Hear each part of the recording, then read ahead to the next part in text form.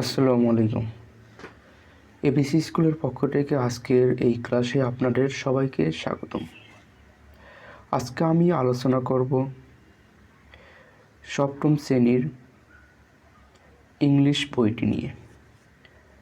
নতুন কারিকুলাম এর যে ইংলিশ বইয়ের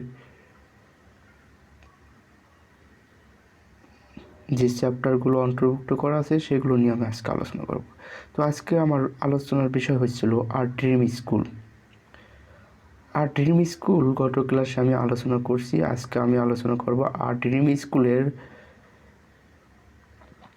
1.6 নিয়ে 1.6 নিয়ে আমি আলোচনা করব। 1.6 এখানে বলা হয়েছে now in pairs or groups discuss and then make a list of similarities and dissimilarities of your school with Fariya's and Raihan's school. এখন দল বা জোড়ায় ভাগ হয়ে ফারিয়া ও রায়হানের বিদ্যালয়ের সাথে তোমার বিদ্যালয়ের সাদৃশ্য এবং বৈসাদৃশ্যগুলো একটি তালিকা তৈরি করো এবং আলোচনা করো। মানে এখানে বলা হয়েছে যে ফারিয়া এবং রায়হানের স্কুলের সাথে দুটি স্কুলের সাথে তোমার স্কুলের যে বৈশিষ্ট্যগুলো আছে সেগুলোকে আলোচনা করতে হবে। সাদৃশ্যগুলো এক জায়গায় করতে হবে, আর যেগুলো বৈসাদৃশ্য আছে ডিসিমিলারিটিস সেগুলো আলাদা করতে হবে।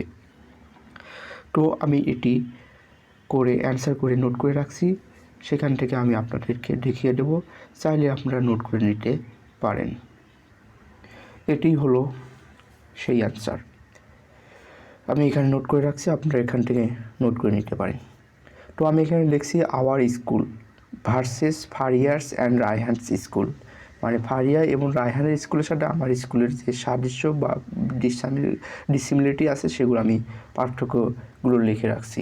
তো সিমিলারিটিসগুলো লিখছি এক সাইডে আর ডিসিমিলারিটিসগুলো এক সাইডে লিখছি। প্রথমে সিমিলারিটিস লিখছি যে এক নম্বর লিখছি বোথ স্কুল হ্যাভ বিল্ডিংস, মানে উভয় স্কুলের বিল্ডিং আছে।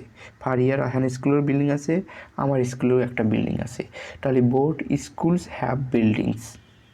এরপর আছে হলো বোথ স্কুল হ্যাভ লাইব্রেরিজ, উভয় স্কুলে লাইব্রেরি আছে। Both school have water bodies, উভয় স্কুলে ওয়াটার বডি আছে। বোথ স্কুল হ্যাভ গার্ডেন্স, উভয় স্কুলে গার্ডেন আছে। বোথ স্কুলস হ্যাভ প্লেগ্রাউন্ড, উভয় স্কুলে মাঠ আছে। এখন ডিসিমিলারিটিস যেগুলো আছে সেগুলো লিখছি। এখানে ডিসিমিলারিটি লিখছি শুধু আমার স্কুলটাই, মানে আমাদের স্কুলটাই শুধু নীরবতা, শান্ত পরিবেশ, যার কারণে লিখছি only our school is calm, only our school calm. আবার লিখছি অনলি রায়হান স্কুল আর নয়েসলি, শুধুমাত্র রায়হানের স্কুল শহরে হওয়ার কারণে সেখানে গ্যাঞ্জাম বেশি, শব্দ বেশি, যার কারণে লিখছি অনলি রায়হান স্কুল ইজ নয়েসলি। এরপর লিখছি only our school has birds, আমাদের বিদ্যালয়ে পাখি রয়েছে, অনেক পাখি রয়েছে, আমাদের বিদ্যালয়ে পাখি আছে। Only our school has more trees, আমাদের বিদ্যালয়ে গাছ আছে, অনেক গাছপালা রয়েছে। এরপর only Raihan school library is large, শুধুমাত্র রায়হানের স্কুলের লাইব্রেরিটাই অনেক বড়। এইগুলো হচ্ছিল ডিসিমিলারিটিস। তো এইভাবে আপনারা অ্যান্সার করে আপনাদের পরীক্ষার এক্সামে লিখে দিতে পারেন এবং আপনাদের ক্লাসেও এগুলো দেখাতে পারেন। তো আশা করি ক্লাসটি ভালো লেগেছে। যদি ক্লাসটি ভালো লাগে তাহলে অবশ্যই লাইক, কমেন্ট এবং শেয়ার করে সাথে থাকবেন। সম্পূর্ণ ভিডিওটি দেখার জন্য আপনাদেরকে অনেক অনেক ধন্যবাদ। আশা করি পরবর্তী ভিডিওগুলো দেখবেন।